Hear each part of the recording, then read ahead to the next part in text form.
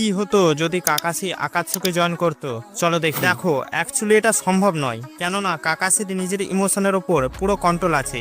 But তাও যদি ধরি তাহলে স্টোরির মধ্যে অনেক কিছু পরিবর্তন হয়ে যেত। প্রথমত টিম 7 ক্রিয়েটই হতো না, কেননা টিম 7 এর লিডার তাকেই করা হয় যে পাস্টে টিম 7 এর মেম্বার ছিল। যেহেতু কাকাশি, ওবিটোরেন কেউই থাকতো না, সেহেতু ক্রিয়েট হওয়ার চান্সও কমে যেত।